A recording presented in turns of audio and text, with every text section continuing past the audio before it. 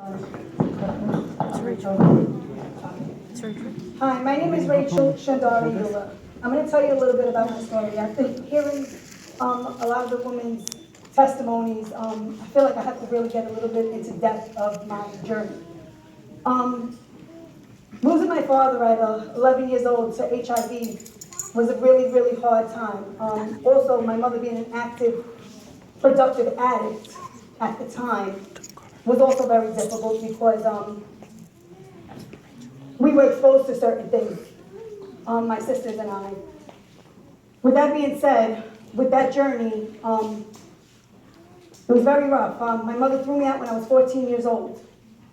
And I met a man who was a Latin king. And I got caught up because I didn't have structure nor foundation. So I ended up gravitating towards the streets, what I was exposed to.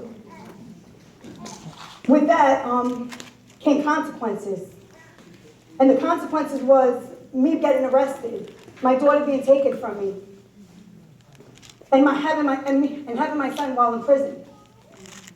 I stood for not too long of a time. 2 days is too long. But it was long enough for me to learn my lesson. Through all that, prior to, I used to burn myself because I couldn't handle the pain of the confusion. So I suffered a lot and I also let my ex-boyfriend tattoo me, which I have to these days, with needle and ink. So I had all these scars and tattoos, and it really ate away at my spirit and my soul. Poor choices we make, not being confident in the girl you are because you didn't even have the proper guidance. I don't want to take away from my mother because before I knew her journey, I now married her, the strongest woman I ever knew. Because she too was raped and abused and taunted as a child. And to me, it's a cycle, a vicious cycle that needs to be broken. The chain needs to be broken because it's misunderstood that the things that we believe, depression, anxiety, frustration, hurt, bitterness, that we're instilled with these things. We're not instilled with them, we're taught. This is not what belongs, that's not how God created us. So this journey has brought me to this place, and I thank God, because all glory goes to Him. Amen. Okay? Now, through this, what I learned was I had to reflect in order to get past what wasn't going right in my life. I had to learn where I went wrong, what I did to put fear in my children, so that I was lied to, manipulated, because when you don't give your child a voice, because you think you're right all the time, and don't realize the transition that you go through, they go through. So it's unfair to them to have no voice. And I had my children silent for a while. I didn't let them speak. However, my daughter, Tatiana Santos, she fought from the day she was born. And every time I made a mistake, she screamed since she was 3 years old. She called me names. She banged on walls. She tormented me. But it was a sign. You're doing something wrong. Get out of the situation you're in. So I've been in multiple situations because I was chasing family because I had none. I was chasing love because I didn't know it. How could you have love if you don't even love yourself? So with that being said, this tribute goes to my daughter.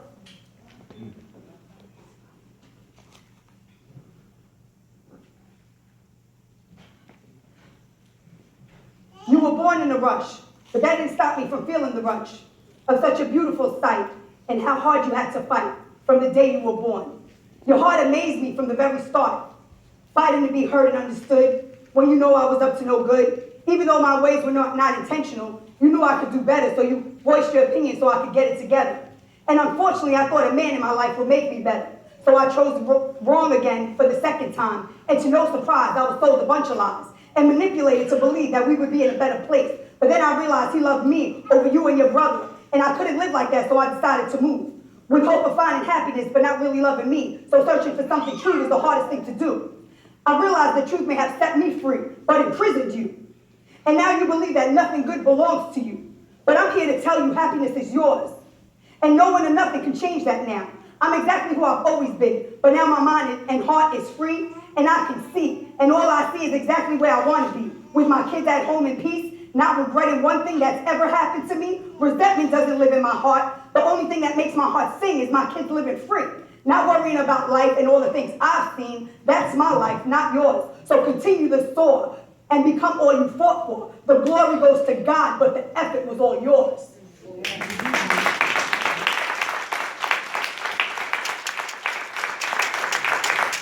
And now I added the poem because this young lady that spoke, 16 years old, she's so powerful and she's tested for greatness. And I was touched by her. So I felt like I had to speak to the community. All queens rise. Why do we sometimes hide behind the eyes clear with a heart full of hope, praying for someone to get who we are and what we stand for? Queen, it's okay to put your foot down and demand respect. It's okay to stop bouncing to music that insults your character. It's okay to hold your ground and never submit to something that does not feed your spirit. Do we even know we're queens? Or are we too busy trying to be bad itches, living up to the expectation of what so-called men are looking for? So we water our heart down and follow along with all that we're not. So why are we so scared to lose someone that doesn't value or understand what our heart beats for? Let us queens understand even in chess, we move how we choose. And assist the king in his victory. They need us. Know your position. We can change the game. My message is stop conforming. Don't conform. Do not conform. Stick with your heart. Believe with your soul. Love your children before anybody. Thank you.